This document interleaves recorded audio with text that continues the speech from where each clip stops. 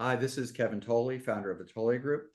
Thank you everybody for joining us today. Our topic is an important one, UEC, Ultra Ethernet Consortium, coming down the pipe. And we're very happy to have an expert here to talk about it. Ed, I'll ask you to introduce yourself and then I'll jump into the questions. Take it away. Hi, my name is Ed Nakamoto. I'm a principal hardware architect with VIAVI Solutions, and currently one of my big projects that I'm working on is looking at Ultra Ethernet. Okay, terrific. Okay, I've got a half a dozen or so questions for you here. The first topic, market transformation, right? AI has shifted the center of gravity for high performance computing from, in many cases, government labs to the private sector. Big change. How is this driving the need for a new Ethernet standard? Sure. As you mentioned, the AI and their applications is just taking off right now, and it's moving it a lot more with a lot more customers out there in the public sector. And it makes a lot of sense for there to be a unified standard where all of the networking that happens in the various AI kind of clusters and networks out there, and for it to be based on Ethernet. Ethernet has been out for a long time. Makes a lot of sense to take advantage of all the current stuff that is there and enhance it with the needs of the AI, namely latency, low latency, and lossless networks, are being added to the Ethernet. And that eventually is a large part of what's going to happen in Ultra Ethernet. Sure. So, which brings us right to the consortium vision. So you talked a little bit about it, but if there's any specific motivation behind creating the Ultra Ethernet Consortium, and how does it aim to balance innovation with the stability of, as you say, a very long established standard like Ethernet? Sure. The consortium is going to create an open standard, exactly as Ethernet is today. Mm-hmm. And in an open standard, then anybody can come in and participate, read the standard, figure out how to design equipment for it or to put together new networks across this new standard. And it's also a very smart thing. They're keeping parts of the old Ethernet that we can just take advantage of the current knowledge out there, things like the existing PHY, the existing MAC, and adding Ultra Ethernet features to really address what's happening in the marketplace. And that's sort of the vision of the consortium. Okay, excellent. So that gets us right to competitive advantage, right? Whenever you have movements ahead, leaps ahead, if you will, with technology, a lot of times, ultimately, it gets standardized and we want it standardized, but there's also oftentimes a gray area of proprietary. Even going back to stackable switches, there were proprietary stack interconnects and many different things. So many organizations have relied on proprietary interconnects for performance, but how does UEC 1.0 make Ethernet a viable, standardized alternative for those same high performance environments? Yeah, by nature, an open standard is going to open it up for technology to have a little bit of competition as people design better equipment, better software to address, meeting the needs or what's written in the new standards. So that open competitiveness, will eventually end up with, very good solutions for our customers out there, I think.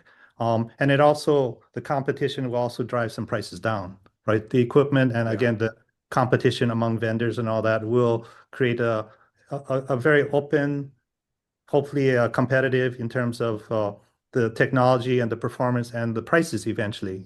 Overall, it'll drive it in that direction. Okay, makes sense.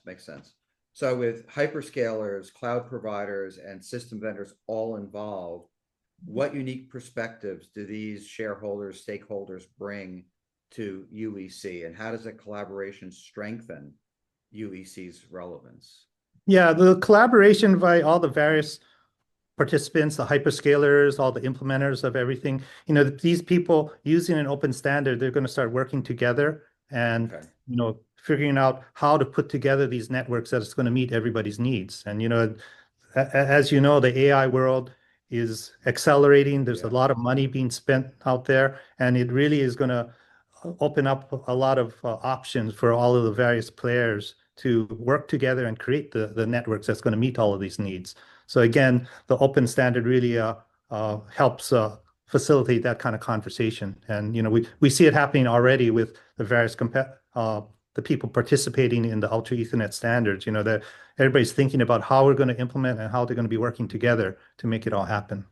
Excellent. Okay, now Ed, you have to take out your crystal ball. We'll talk about the adoption curve. I know no one can predict the future, but you're closer to it than many of us. So, in your opinion, what industries or customer segments do you expect to be the earliest adopters of UEC 1.0 and why? And you can't say AI. Not, you're probably going to say AI. Go ahead.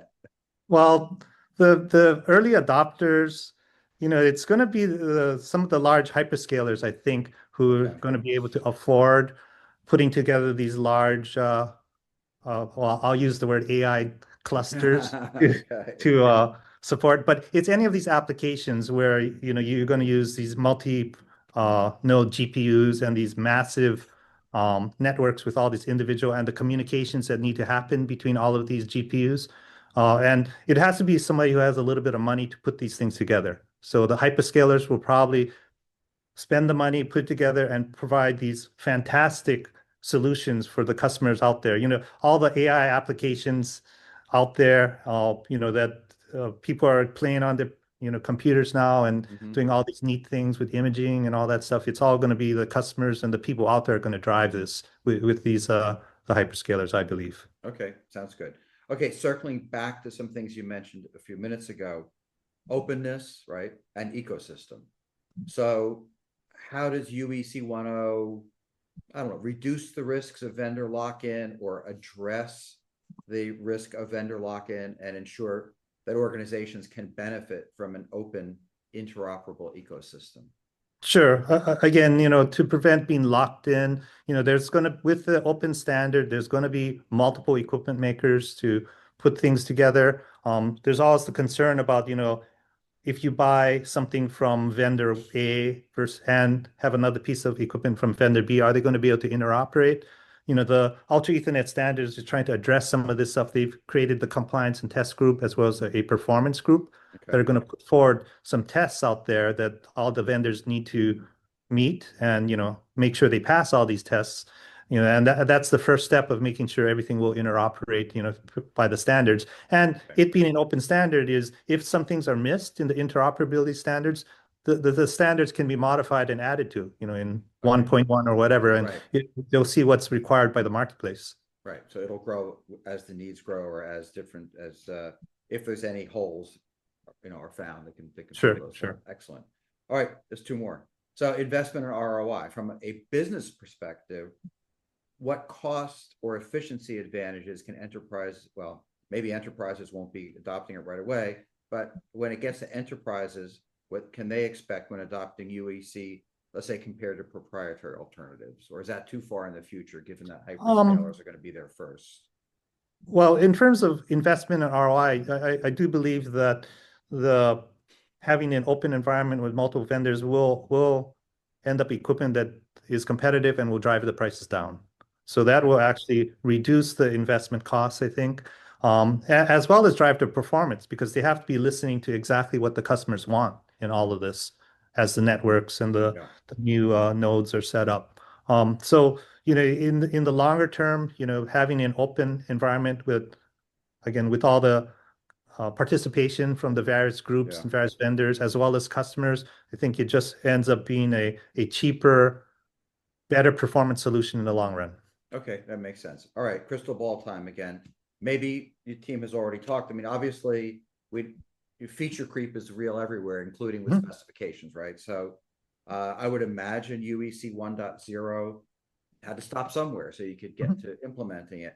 Are there any thoughts that the UEC is talking about publicly for what might come next in a UEC 1.1? Is telemetry, in-storage compute, QoS, or other ideas that we might are being considered at least for future versions? Sure. Like the UEC 1.0 is primarily what people are calling the scale out networks. Okay. So it's the network sort of, between racks, sort of a local level. In the near future, and it's going to be covered under future versions of the UEC spec, is sort of the scale up piece of it. Okay.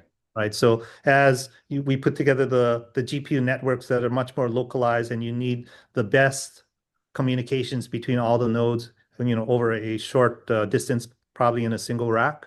Okay. Scale up. That's coming. There's a lot of features already being discussed, things like the LLR, the link layer retry, and the credit-based flow control. Yep. That's all coming and part of the specs.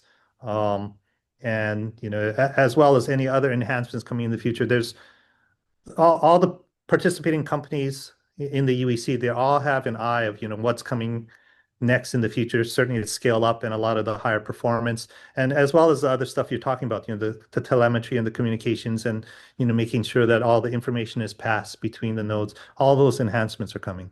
Right. And not to get too far into the weeds, but I think one of the things that we've seen with the AI testing work we've done at the Tolley Group is to see how important QoS is for AI. Yeah. That where Sure. it's been important forever, but if you had hundreds of flows in the past, and the flows were tended to be independent, and if one had issues and was delayed, it was typically limited to that flow. But with the synchronized flows Mhm. of AI, a single flow in an all-to-all collective, for example, can impact and degrade not just itself, but all the synchronized flows. Am I understanding that correctly? Yeah, that's exactly true. And the enhancement that really is going to try to address some of that in the UEC stuff is, I'll just use the general term of the congestion management. Yeah, right. sure. They're going to recognize where the congestion is happening. Again, it affects the quality of service. And then they're going to make the adjustments on the fly to the network to make sure that the congestion is taken care of. Right, excellent. So for That's those of us who've been around a while and think, oh, congestion, and we say we know what it is, yes, we do, but it really has a different meaning with the AI traffic flows. It becomes much more critical exactly. to determine Exactly. the overall run times of Yeah, collecting. it slows everything down. A single link that has congestion will slow everything down. Excellent, excellent. Cool. And then where do people go who want to find out about Ultra Ethernet at this point? I assume it's a website. Yeah, go to the Ultra Ethernet Consortium website. The spec 1.0 is published. Okay. And the you can become a participant if you work for a company, and then you can monitor all the meetings that are happening and really hear all the discussions that are going on, which is actually very fascinating. You get a much larger understanding of what's going on by listening in on some of the meetings. Excellent. All right, you answered all my questions in a wonderful fashion. Any final thoughts or items that I didn't cover that you'd like to share with our viewers today? No, other than I think it's actually a really exciting time. Ultra Ethernet. Yeah. I mean, I have not seen in in my career something this big move this fast, and it's all a consequence of the AI being such an exciting time of everything that's happening out in the world right now. So, no, I have not seen anything move this quick as Ultra Ethernet. So, yeah, I think it's a really good thing. Yeah, good. Nor have I. It's good stuff. So, Ed, thank you again. I know you're very busy. I appreciate your time, and I know that our viewers will appreciate it as well. Thanks again. No problem. Thank you very much. Take care.